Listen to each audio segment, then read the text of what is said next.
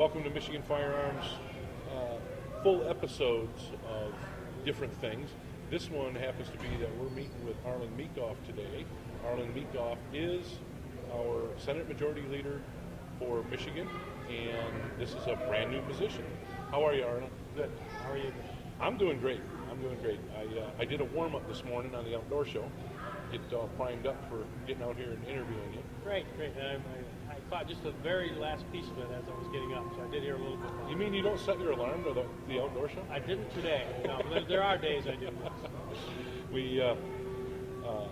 I wanted to do this interview in order to talk to you, have people see you, and know that you're a regular guy. Yep, regular guy with a really cool job.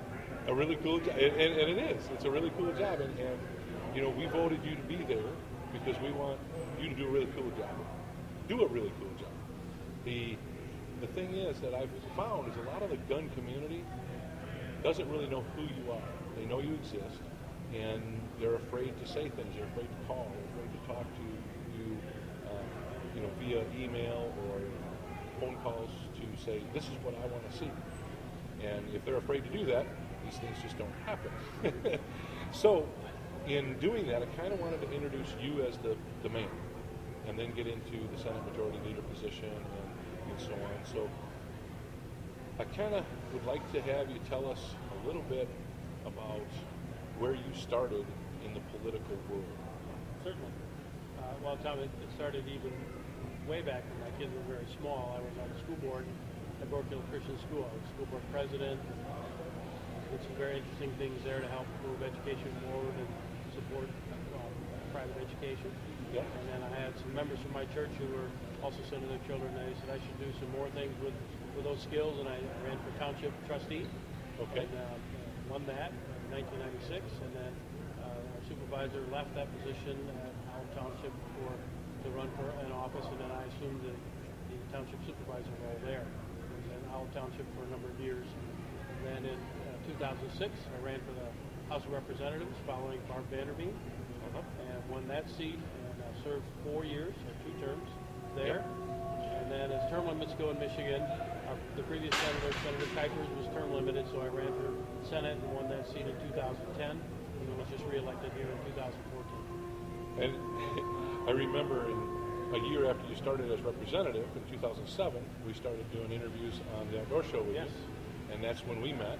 And I believe at one point we had Wayne and yourself there as senator and representative for one of the shows. You remember that show? Yeah, we did one morning. That's right. And that was a really interesting talk because we got both sides of or both houses, and we got a good opinion of where we're headed and what we're doing at that point.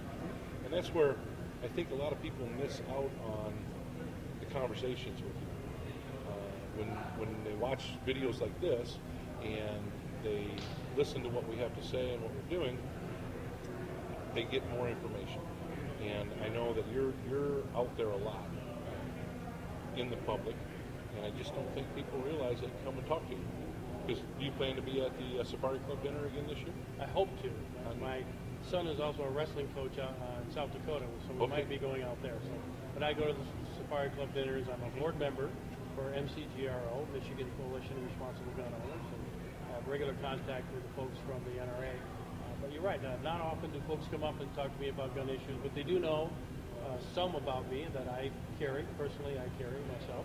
And this is born out of not necessity, but I believe it's every person's responsibility to have their own security, because people aren't going to do it for you.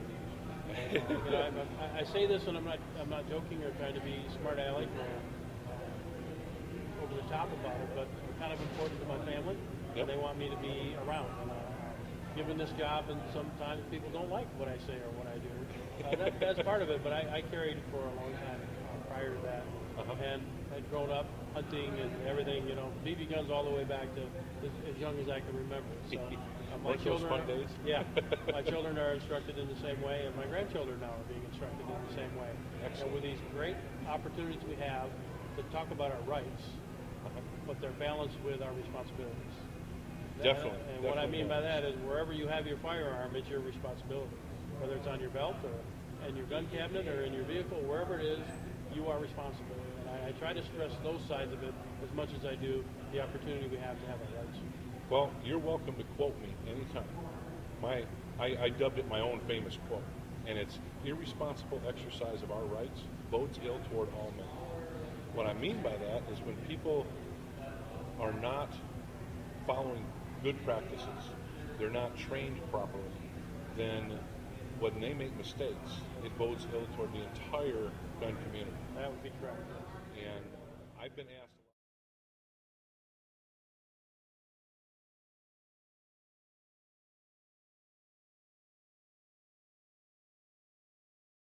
bodes ill toward the entire gun community. That would be correct. And I've been asked a lot of times, and I know you were involved at the beginning of our shall issue, considered shall issue state. Senator Green was way before I was, but yes, he is the impetus of that. And now that he's a senator, we've been working on some continued issues around shall issue, gun boards, a number of different things. I've been asked several times, why do people have to train? Why can't they just go out there and do this? And I can give them the typical answer, well, it's our law. Our law says you have to be trained. But I personally believe that that was written into our law for the purpose that we just spoke. What's your feeling on that training? Should we allow people to get the concealed carry without having to train? Well, I think they should take the course just for their own personal safety, how to handle a gun, how to know what's downrange, because that's the other part of being responsible. Yep. I mean, you can fire a weapon, but you also have to know that you're responsible for everything downrange from where you shoot. Everything leaves the barrel is your responsibility. It's your responsibility. So I think it's just good practice, and it gives you the ability to handle a gun more often, touch the gun, know that it can be a tool, and also can be something that injures yourself. So I've hit my son with my hammer. Just common sense, using it more, transferring it more, it just makes it much more comfortable that you aren't awkward and maybe hurt yourself or somebody else. That's interesting that you say makes it more comfortable. I know that recently I was asked to respond to, I believe it was a petition to have a constitutional amendment that we allow concealed carry without permits. And there were a lot of comments on it. And not that I disagree with it. I agree with a lot of it. I believe we're free here in America and we need to have our freedoms. But when you look at it in the light of driver's ed, we go to a driver education course, we get educated in driving, then we have to drive a certain amount of time with someone sitting next to us. Then when we get out and drive, we're driving every day. We become better and better and more comfortable. Not that people don't make mistakes, but I want to make sure people don't make mistakes with guns. So therefore, I promote a lot of the training. When we think about that and the cost associated and the time spent, we spend a minimal amount of time training. So how do you feel about the aspect of training being in our law and then training again for future reference, where a lot of people, they'll put their gun in their holster, put it on their belt, and they don't ever take it out. So I'm just wondering kind of what your view is on the training portion in the laws. Does it help or hinder? No, I think it helps, because some folks need to understand that larger responsibility of actually carrying a firearm implies that you'll use it in a deadly situation.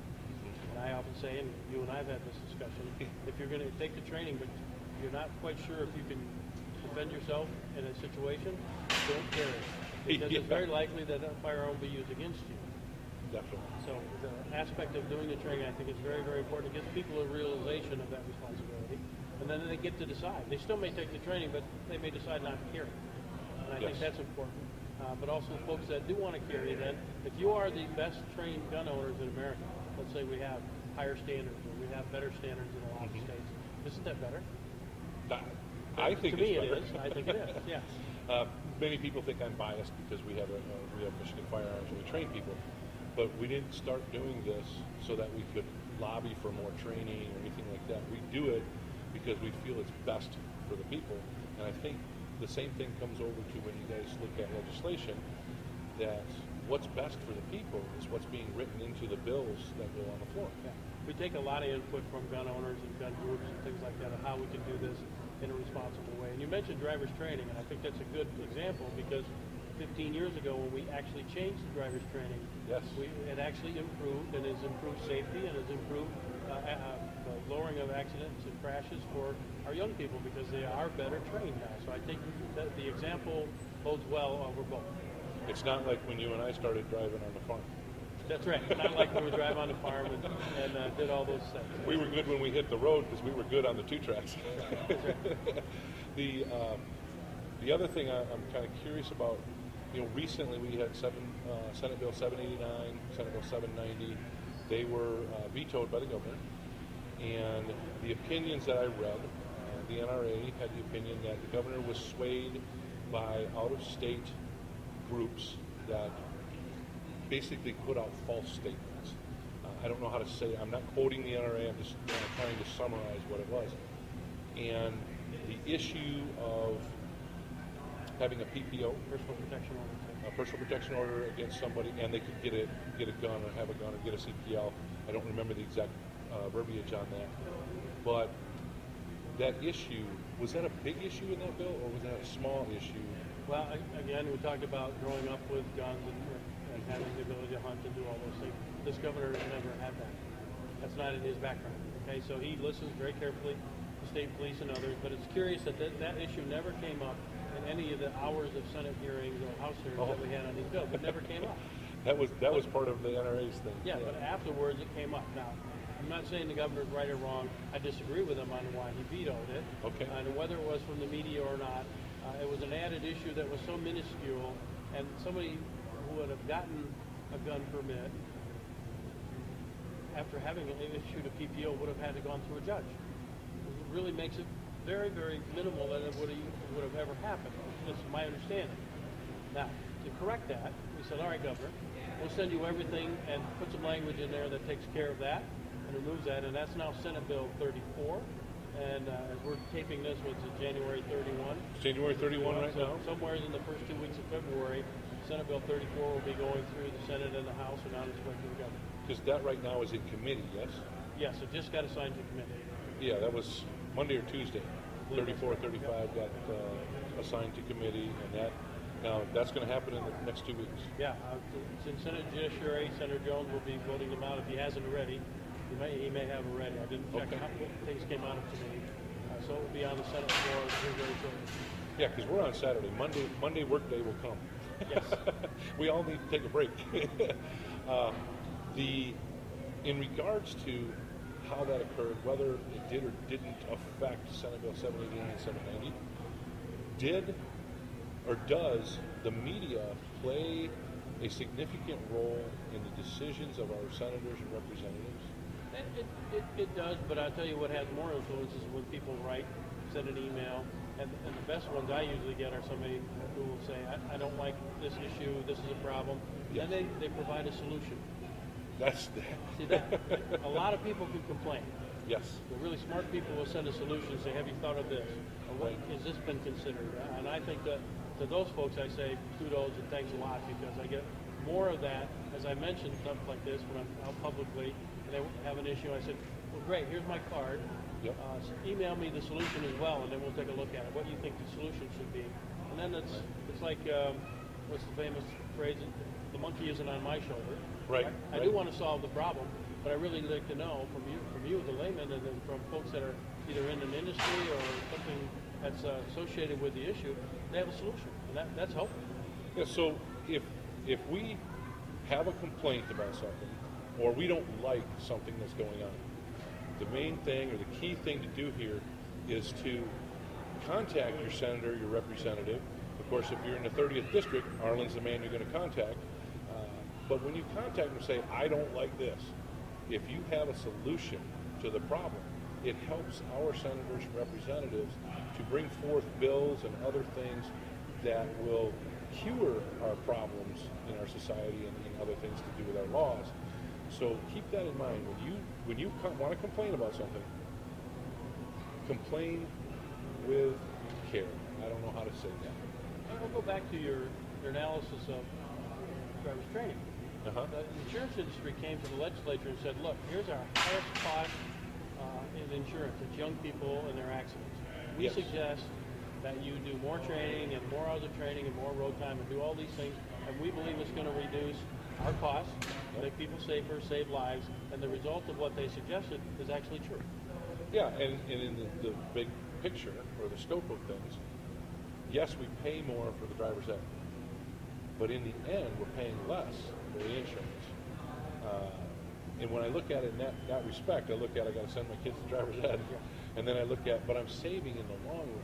And I think a lot of people miss that property of legislation, is that we're trying to keep people, save people in the end, save lives, save people, save money, all in the end, and trying to still provide the freedoms that we're afforded here in America, right? So, what do you think? What's coming up? What are we going to see in the first quarter here, legislation-wise, besides Senate Bill 34 and 35? Well, there's going to be a lot of things that we didn't quite finish up last term. Okay. That will be. That happens when you're rushed at the end of the year. It does, and you run out of time, or you spend longer on another issue to get it done, and you don't get quite some of the other things done. So we'll be working on quality of life issues, job creation, and the budget. The budget is always the big thing as we start out.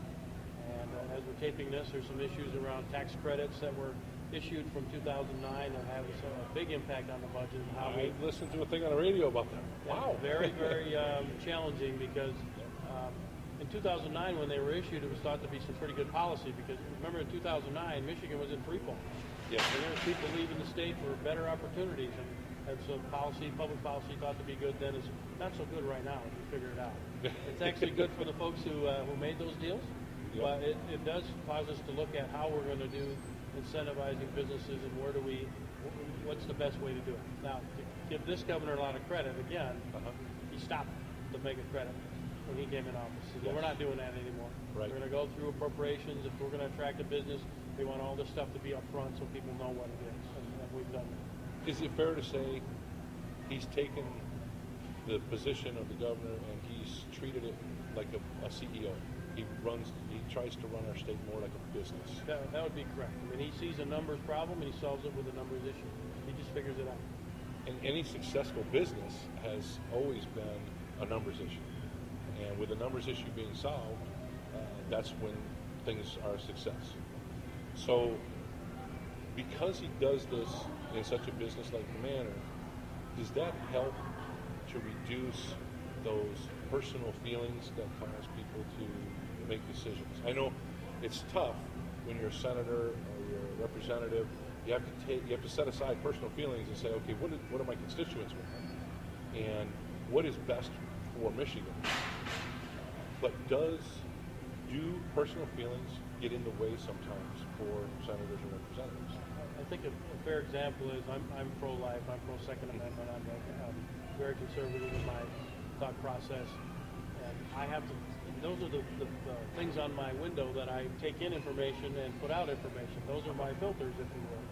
And I think each senator has those, and that's why when you're campaigning, constituents can figure out which is the right person that they want to send, make those decisions. But I like your filters, I don't like your filters. They can very easily figure that out, I think, with the way a candidate presents themselves and stands on issues.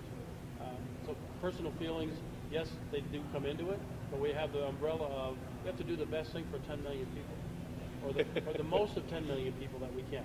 Yep. So sometimes that means it's a lot of them. Sometimes it means it's not a lot of them. But again, where we were 4 or 5, 6 years ago to where we are now, we've made some very difficult decisions. Some have said the decisions we made, we would never get reelected. This is the true. things that we needed to do to make sure that the state didn't go bankrupt, because we were nearly $1.8 billion we were in debt. And now we have a balanced budget. Yeah, big debt. Huge debt. And now we have about $600 million in the bank. So, I mean, in 4 or 5 years, the governor, with the help of the legislature, have figured out how we're going, what's the right way to move Michigan forward, and we have job creation now. And I was just going to say, along with that surplus in the budget, we're gaining jobs. We're making headway. We're not all the way there yet, but we really got a great opportunity because over the last decade, as I mentioned before, a lot of people left Michigan for better opportunities. They're starting to come back. And Yes. those people, those are our friends, those are our neighbors, those are our Cub Scout leaders, church leaders, Yeah. and sometimes our kids. Right. In fact, for me, it's one of my sons. Yeah, We are South trying to Dakota. create a culture that they can only decide that it's best to be in Michigan because it's the best place to live, Yes. have their family, and have a great, well-paying job, and maybe even start their business. Yeah, I think about things happening, and we're at Cabela's in Granville.